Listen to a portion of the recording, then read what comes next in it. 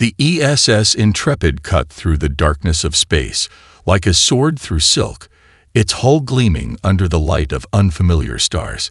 Captain Amanda Stone stood at the bridge's observation window, her weathered features reflected against the endless void. 20 years of naval service had taught her to trust her gut, and right now, her instincts were screaming. Multiple contacts, Captain, Lieutenant Jack Cooper called from his station, his fingers dancing across the holographic interface.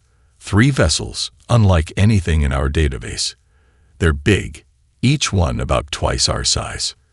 The alien ships resembled crystalline arrays, more than traditional vessels, their surfaces refracting light in impossible patterns. They moved with an unnatural grace that made the laws of physics seem more like polite suggestions. "Well," Amanda said, straightening her uniform, "looks like we finally found someone to talk to. Open a channel, Jack." Before Cooper could respond, the bridge's speakers crackled to life. A voice that sounded like breaking glass mixed with digital static filled the room. "Primitive vessel, you have entered the space of the Zarkax Empire. Your presence is an offense to evolution itself." Amanda raised an eyebrow. "This is Captain Amanda Stone of the Earth ship Intrepid. We come in peace and seek diplomatic." Silence. The word cut through her statement like a laser. "Our scans show your vehicle is composed of common metals and relies on crude fusion power. You utilize biological crews instead of pure consciousness. You are, by definition, inferior." Chief Engineer Bobby Miller let out a low whistle from his station. "Well, aren't they just a ray of sunshine? We have analyzed your ship's computer systems," the Zarkax voice continued. "Your species has barely achieved basic quantum computing. You still rely on mechanical backup systems." The disgust in their voice was palpable. Amanda smiled, but there was steel behind it. "Those crude systems have gotten us pretty far. We're happy to demonstrate our capabilities in more peaceful ways. Perhaps a cultural exchange." Culture? The alien voice actually glitched, as if the concept caused them physical pain. "We evolved beyond such inefficiencies 10,000 years ago. We are pure logic, pure progress. Your kind represents a evolutionary dead end." Security Director Kate Martinez had quietly moved to stand behind the captain. Her hand rested near her sidearm. An obsolete projectile weapon she'd never trade for energy alternatives. "They're powering up something, Cap. Can't tell if it's weapons or not." The Zarkax transmission continued. "We have seen enough.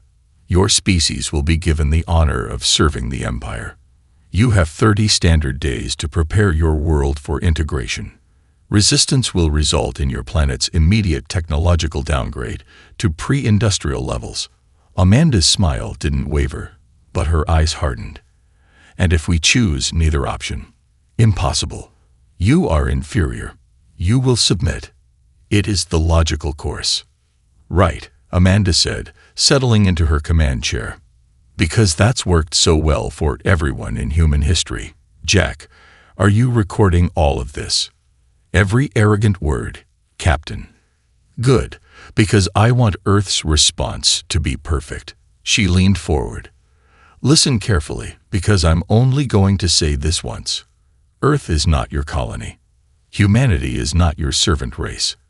And if you think we're primitive now, just wait until you see what we can do with 30 days of preparation." The bridge fell silent. Even the Zarkax seemed taken aback by the direct challenge. "You dare?" the alien voice began. "Oh, I dare," Amanda cut them off. "You've given us a choice between surrender and destruction. But there's something your pure logic forgot. Humans always find a third option. We'll see you in 30 days. Try not to evolve too much in the meantime." She signaled Cooper to cut the transmission. The bridge crew stared at her, a mix of pride and concern on their faces. "Well," Bobby said, breaking the tension, "I've got some ideas about those mechanical backups they think are so primitive." "Good," Amanda replied, her mind already racing with plans. Because we're about to teach an empire why humanity never stopped learning from its past. She turned to her crew, seeing not fear but determination in their eyes. Let's show them what the primitive humans can do. The Intrepid's engines flared to life, its crude systems humming with power as it prepared for the fight of its life. In 30 days, the Zarkax would learn why underestimating humanity was the last mistake every empire made. Lieutenant Jack Cooper hadn't left his station in 18 hours. Empty coffee cups littered his console as he stared at the streaming data from the Zarkax transmission. Something was there, dancing just at the edge of his understanding. It reminded him of something. But what? "You're going to burn out your eyes," Captain Stone said, placing another coffee beside him. The bridge was quiet during night shift, most of the crew either sleeping or watching Earth's debates about the ultimatum on their tablets. "It's not just code," Jack muttered, running his hand through his disheveled hair. "Look at this pattern. It's too perfect." He pulled up a visualization of the Zarkax quantum communications. The display showed endlessly repeating geometric patterns, each one flawlessly aligned with the next. "That's their strength, isn't it?" Amanda asked, studying the display. "Perfect logic, perfect order." "Yeah, but that's just it." Jack's eyes lit up with the fire of discovery. "It's too perfect. There's no randomness, no variation. It's like they've removed everything unpredictable from their systems." He reached for his personal tablet, fingers flying across the screen. "Remember my thesis on ancient Earth music?" Amanda smiled. Jack's obsession with historical music theory was well known among the crew. "The one about mathematical patterns in jazz." "Exactly." He pulled up a visual representation of John Coltrane's Giant Steps next to the Zarkax communications pattern. "Look at this. Jazz is built on mathematics too, but it's organic, flowing. It contains controlled chaos, improvisation within structure." The captain leaned forward, her eyes narrowing. "And you think this matters because their system can't handle chaos." Jack was almost bouncing in his seat now. "They've evolved to be so perfect, so logical, that they've lost the ability to process anything that doesn't follow their rigid patterns. Their quantum network, it's like a perfect crystal. And what happens to perfect crystals under the right frequency? They shatter."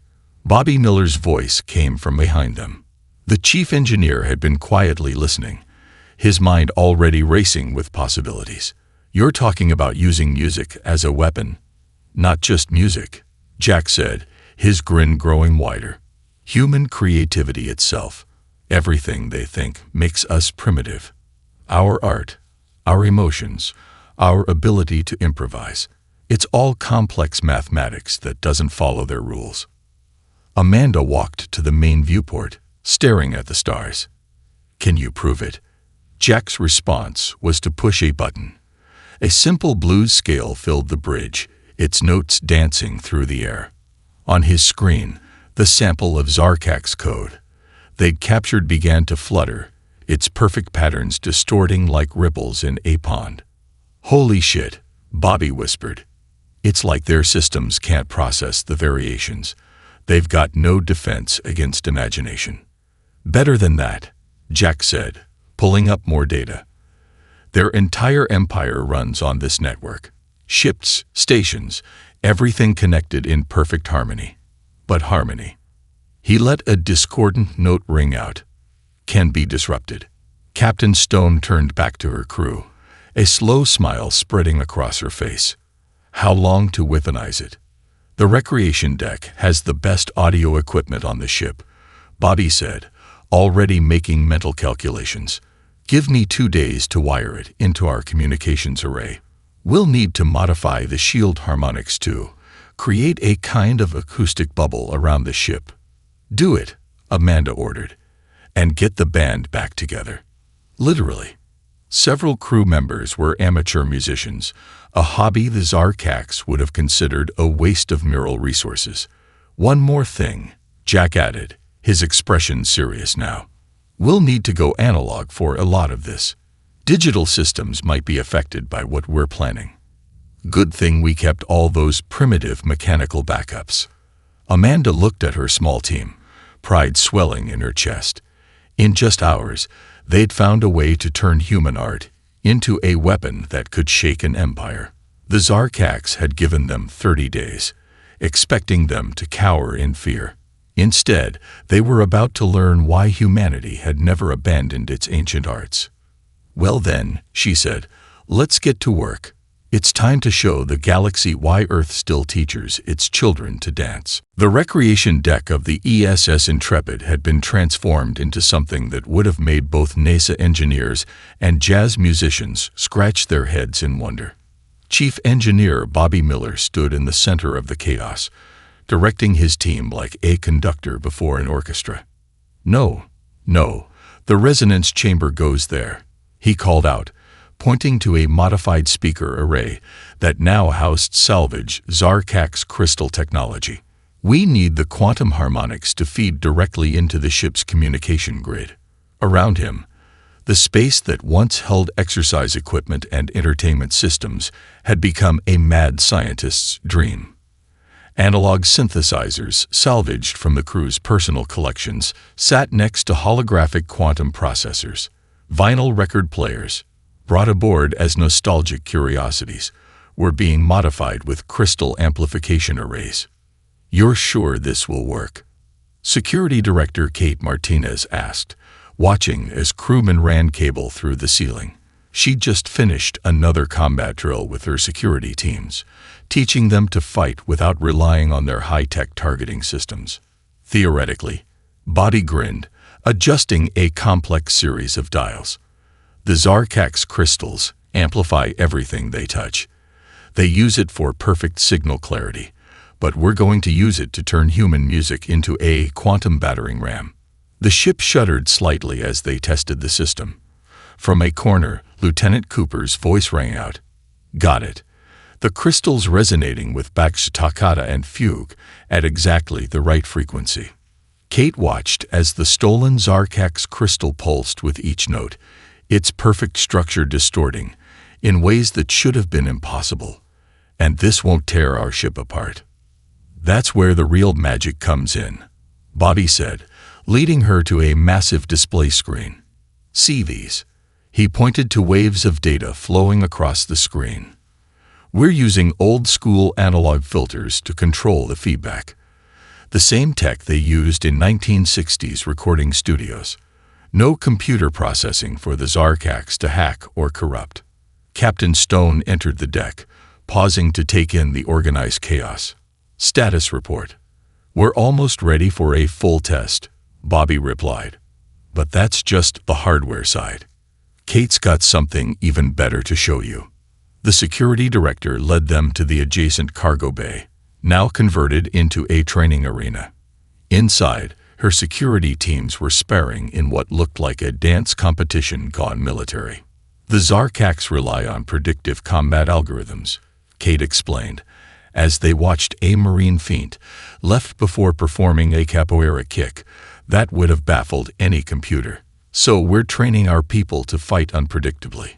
Boxing, kung fu, capoeira, even breakdancing. Mix it all together, and their combat computers won't be able to calculate our next move. They'll be expecting special forces, a Marine called out between moves. Instead, they're getting street fighters who can hack their systems with jazz. Amanda watched as the teams moved through their exercises, each fighter combining different styles in ways that would give any combat algorithm a headache. How are they adapting to the new style? Kate smiled. Turns out humans are pretty good at making it up as we go along. We're also modifying some old naval combat strategies. The Zarkax think in straight lines and perfect formations. We're going to show them what happens when you fight like pirates instead of proper soldiers. Captain. Cooper's voice crackled over the intercom. You need to see this. The crystal array is ready for testing, and I think we just found their fleet's primary command frequency. Amanda looked at her officers, seeing the same mix of excitement and determination in their eyes. "Well then, let's go make some noise. Body, bring your best track. Kate, get your teams ready. It's time to show the Zarkax what happens when you push a ship full of primitive humans into a corner." As they headed back to the bridge, the modified recreation deck hummed with power. Classical music merged with quantum harmonics in ways the universe had never seen before. The Intrepid wasn't just a warship anymore. It had become a symphony of human ingenuity, ready to teach an empire that perfect logic was no match for the creative spirit. The Zarkax communications hub hung in space like a perfect crystalline snowflake, its surface reflecting the light of 3 suns. Inside its control center, Commander Varix monitored the flow of pure information through the quantum network with satisfied pride. Everything was optimal. Everything was in its place. Until it wasn't. The first warning came as a subtle distortion in the network's harmonics. Varix dismissed it as a minor fluctuation, until every crystal panel in the hub began to vibrate with an alien rhythm. "Unknown vessel detected," his subordinate announced, voice tinged with confusion. It's the primitive ship from Sector 7. Varix's expression remained neutral, as befitted an evolved being. "Impossible. Their technology is insufficient to." The rest of his statement was drowned out as music filled the command center. Not the perfect, mathematical harmonies of Zarkax sound engineering, but something wild and incomprehensible. Jazz, they would later learn, though the word meant nothing to them yet. Aboard the Intrepid, Captain Stone watched the massive hub through her view screen. "Hit them with everything we've got, Jack. Time to show them why humans never stopped making music." Lieutenant Cooper's fingers danced across his console, streaming John Coltrane's Giant Steps through the modified crystal array. Now, the effect was immediate and devastating. The hub's perfect quantum network, designed to process only pure mathematical harmonies, encountered human jazz for the first time. The improvised saxophone solos, the syncopated rhythms, the deliberate disruption of expected patterns. It was like throwing sand into digital gears. "Their systems are going haywire," Bobby reported from engineering, his voice excited. "The quantum harmonic feedback is cascading through their entire network. They can't handle the complexity of real music." On the hub's command deck, Varix watched in horror as his perfect systems began to fail. Emergency backups activated automatically, only to encounter a new assault. Human classical music, Bach's intricate counterpoint woven into a weapon, tore through their secondary arrays. "Security teams, you're up." Kate's voice was steel and silk as she addressed her Marines. "Remember your training. Fight like humans, not machines." The Intrepid's boarding party struck next, using the hub's own teleportation grid, now scrambled by quantum jazz, to infiltrate the station. The Zarkax security forces, with their perfect combat algorithms, found themselves facing opponents who fought like no enemy they'd ever encountered. A Marine would start with a classical boxing stance, then flow into capoeira, then street fighting, their movements unpredictable, impossible to calculate. The Zarkax combat computers, trying to predict patterns that didn't exist, began to crash. "This is impossible," Varix stated, watching as his elite guards fell to primitives using projectile weapons and physical combat. "You cannot defeat perfect logic with chaos. That's where you're wrong." Captain Stone's voice filled the command center as she led the final assault team inside. "Perfect logic has one fatal flaw. It can't adapt to the unexpected." She nodded to her team. "It the final movement." The hub's speakers, still streaming jazz, suddenly switched to something even more alien to the Zarkax: human rock and roll. The opening riffs of Led Zeppelin's Immigrant Song tore through the last of their defenses like digital lightning. "Surrender the hub," Amanda demanded, her primitive projectile weapon aimed steadily at Varix. Or we'll show you what happens when we start playing punk rock. The Zarkak's commander, his perfect world shattered by the power of human creativity, made the only logical choice. He surrendered. As her crews secured the hub, Captain Stone allowed herself a small smile. The first battle had been won, not with superior technology or perfect logic, but with the very things the Zarkaks had abandoned: art, creativity, and the beautiful unpredictability of human culture. "Send word to the Empire," she ordered, looking at the stunned faces of their prisoners. "Tell them humanity just changed the rules of the game, and we're just getting started." Behind her, the sound of jazz continued to play through the hub's speakers, a victory march for a new kind of war. Tracking 6 Zarkak's cruisers, Lieutenant Cooper reported, his voice steady despite the tension on the bridge. "They're using a standard search pattern, just like the captain predicted." The Intrepid drifted silently in the upper atmosphere of a gas giant, its hull masked by storms that would have torn apart any ship relying purely on computer navigation. But Captain Stone had something better than computers. She had a crew who'd studied Earth's age of sail. "Remind me to thank your grandmother for those hurricane navigation lessons, Body," Amanda said, watching the massive ships pass overhead through layers of swirling gases. The chief engineer grinned from his station. 3 generations of Caribbean storm sailors would be proud. "These clouds aren't much different from a Category 5 hurricane, if you know how to read the wind." The past 2 weeks had turned into a deadly game of cat and mouse across the Empire.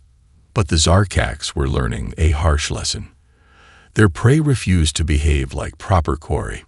"They're moving out of range," Kate reported from Tactical. "Ready for the next phase." Amanda nodded. "Time to show them another old Earth trick." "Bobby, how's our little surprise coming along?" "The baseball special. Ready to go." Used the same principles as a curveball, just scaled up about 1,000,000 times. The Intrepid had spent hours gathering specific elements from the gas giant's atmosphere. Now, as they released these particles in a precise pattern, they created something the Empire's sensors would never expect: a perfect curve shot through space. "Launch the probe," Amanda ordered. "Let's give them something to chase." A small device shot out from the Intrepid, its path bending in an impossible arc thanks to the carefully laid particle trail.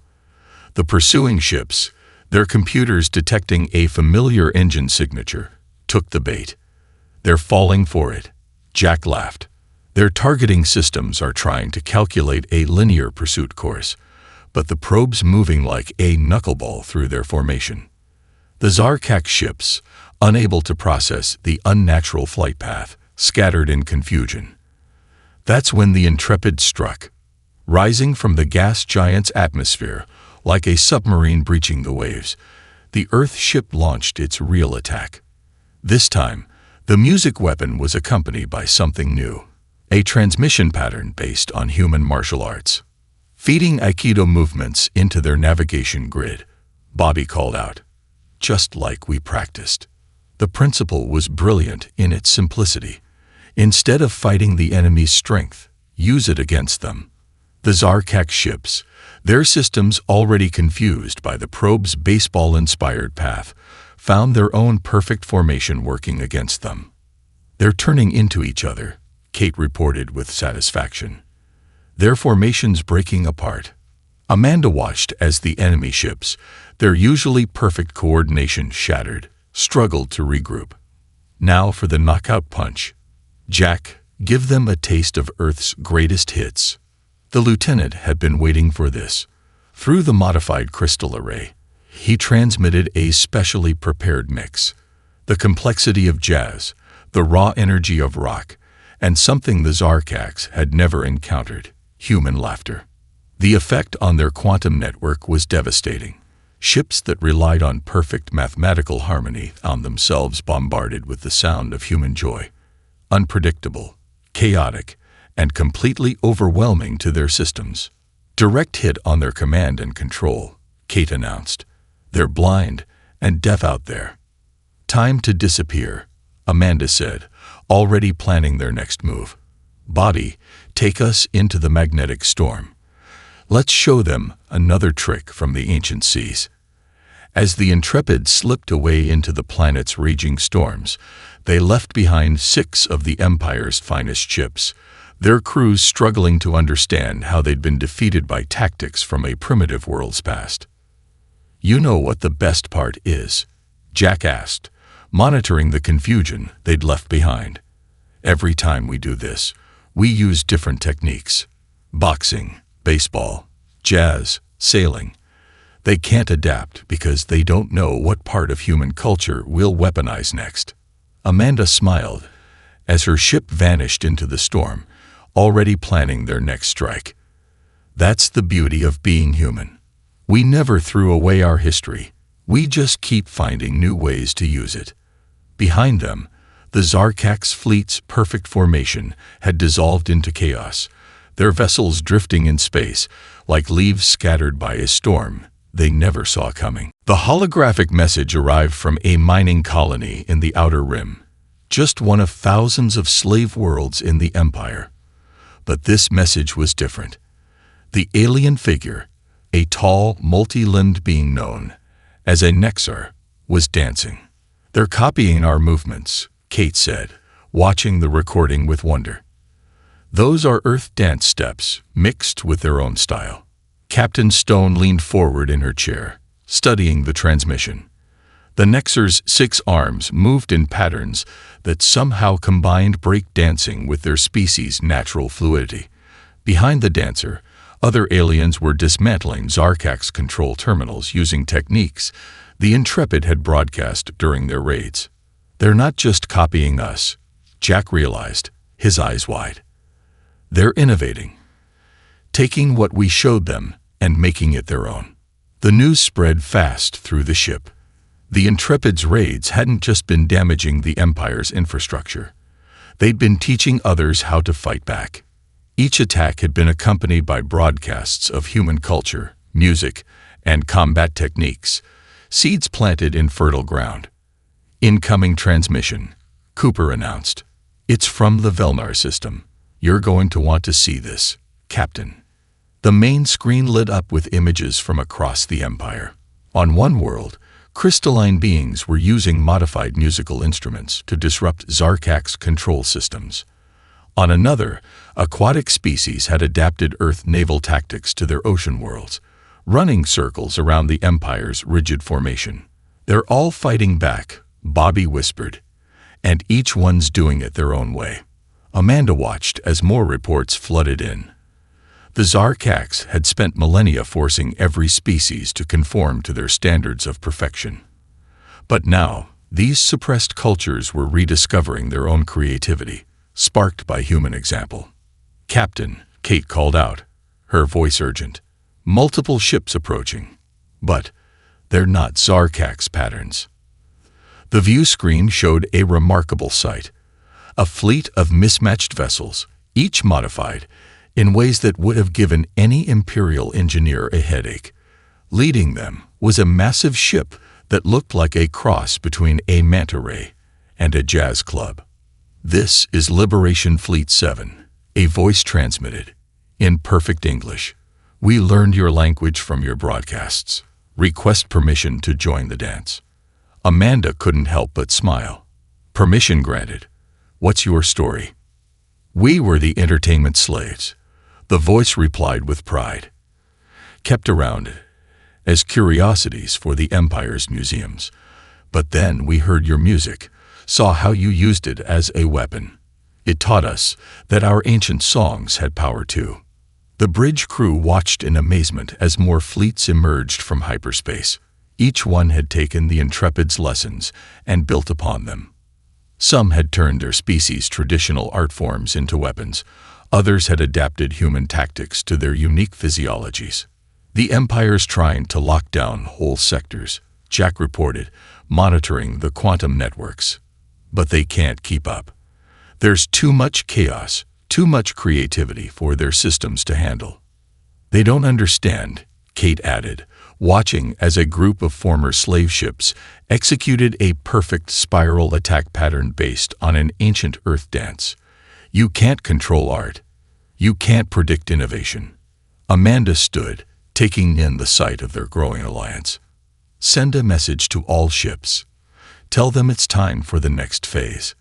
The Empire thought they could break us by calling us primitive. Instead, we've taught the galaxy to remember its soul. As the message went out, the combined fleet began to move in patterns that would have made any human artist proud. Each ship, each species added its own flair to the battle plans, creating something new and beautiful and terrible. You know what this means, Bobby said, looking at his captain. The Empire's going to throw everything they have at us now. Good, Amanda replied, her eyes shining with the light of revolution. Because we're going to show them something they've never seen before. A galaxy that remembers how to dance. The Intrepid took its place at the head of the fleet, no longer a lone ship, but the leader of a movement. They had come seeking to defend Earth.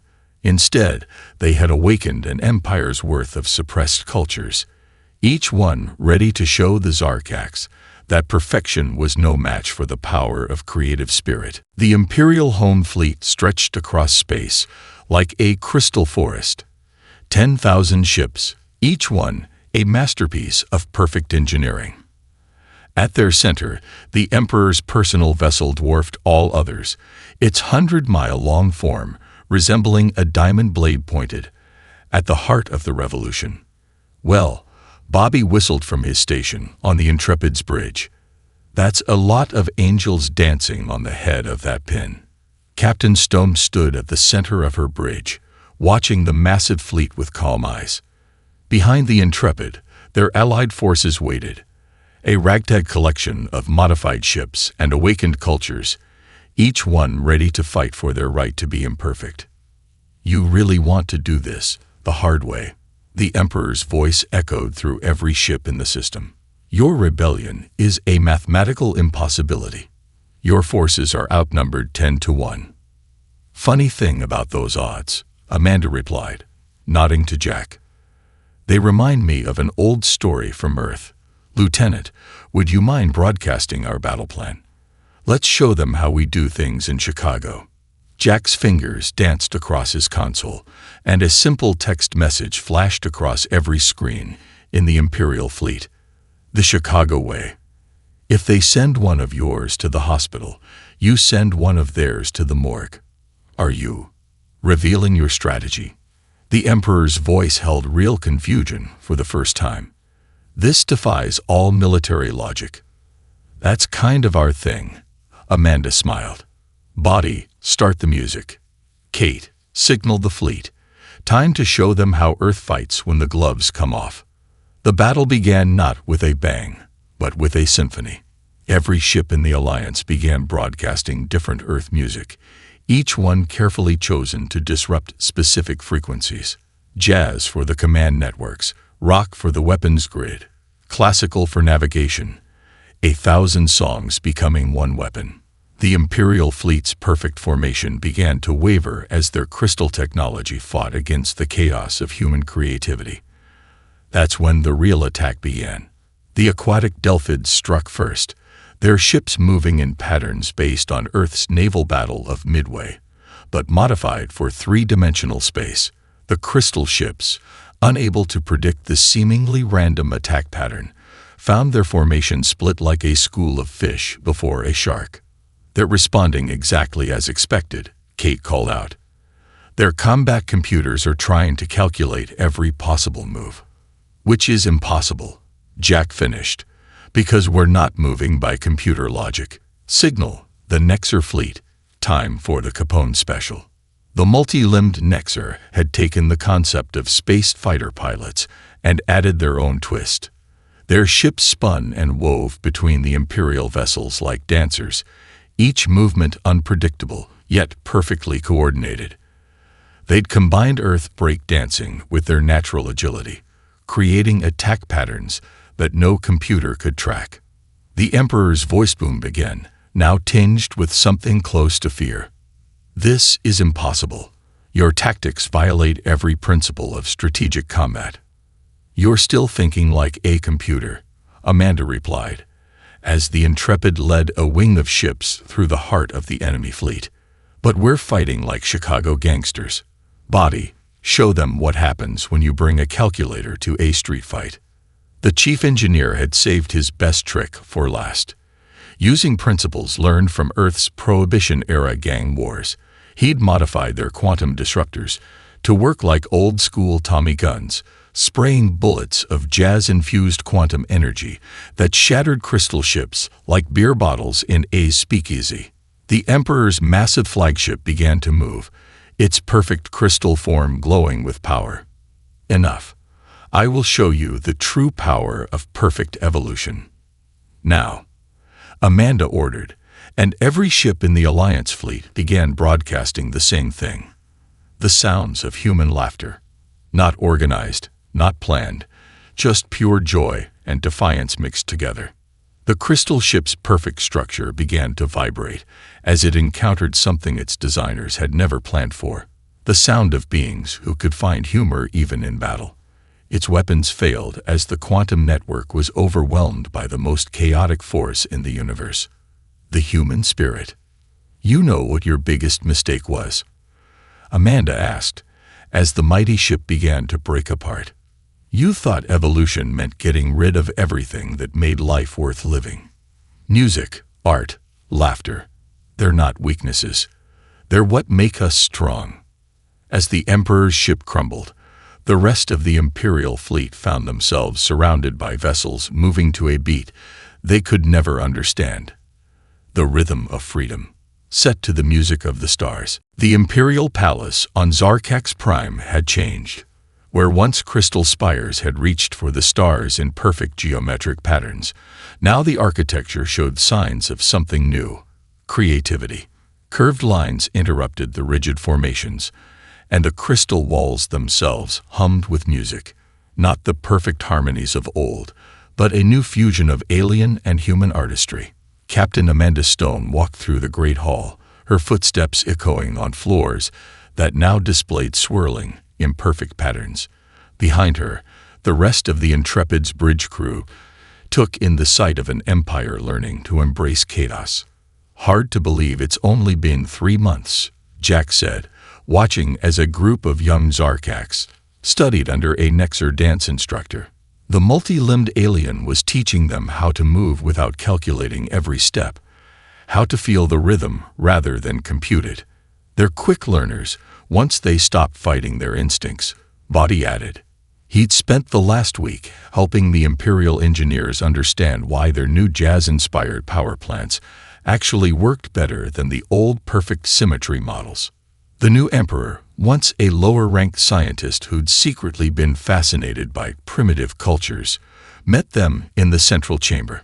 Unlike his predecessor, he'd modified his crystal form to include organic patterns, making him look less like a perfect geometric shape and more like a living being. Captain Stone. He greeted them, his voice carrying the slight imperfection that all Zarkax now proudly displayed. Your ship has changed the course of our evolution again. How so? Amanda asked, though the smile on her face suggested she already knew. Our children. He gestured to a nearby window, where young Zarkax were playing in a garden that combined crystal structures with natural plants. For the first time in 10,000 years, they're playing, creating, imagining. We thought we had reached the peak of evolution, but you showed us we had only been climbing the wrong mountain. Kate watched as a young Zarkax created a crystal formation that looked remarkably like a terrestrial flower. They're natural artists, once they allow themselves to be. That's why we've asked you here, the Emperor said. We're opening the first Imperial Academy of Human Arts. Music, dance, literature, military history, everything we once dismissed as primitive. But we need teachers. You want us to stay? Jack asked, surprised. Not just you, the Emperor explained. We're extending an invitation to Earth. We want cultural exchanges, art programs, military training schools. It turns out that being perfect, he allowed himself a very human-like chuckle, is highly overrated. Amanda looked at her crew, seeing the pride in their eyes. The Intrepid had set out to defend Earth from an empire of perfect beings. Instead, they'd done something far more important. They'd taught an empire how to be gloriously imperfect. There's something else, the Emperor added, leading them to a massive crystal display. Show them. The display lit up with images from across the former empire. On every world, the changes were visible. The aquatic Delphids had created underwater orchestras, their songs now part of the Imperial Communication Network. The Nexer had established dance academies that combined their natural grace with human styles. Even the most remote mining colonies had started creating art, music, and new ways of looking at the universe. Evolution isn't about reaching perfection, Amanda said, watching as a group of different species performed what looked like a jazz-influenced classical ballet. It's about adapting, growing, creating something new. Indeed, the Emperor agreed. And thanks to one primitive ship that dared to challenge us, we're finally evolving again. He turned to face them fully. The question is, Captain Stone, what shall we create next? Amanda looked at her crew, then back at the Emperor. I have some ideas. Ever heard of something called a flash mob? The laughter that followed, natural, unrestrained, and gloriously imperfect, echoed through the crystal halls of the palace.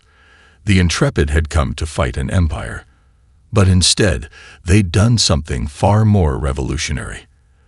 They taught the stars themselves how to dance. And somewhere, in the great concert hall of the universe, humanity's music played on, now part of a greater symphony that would echo through the cosmos forever.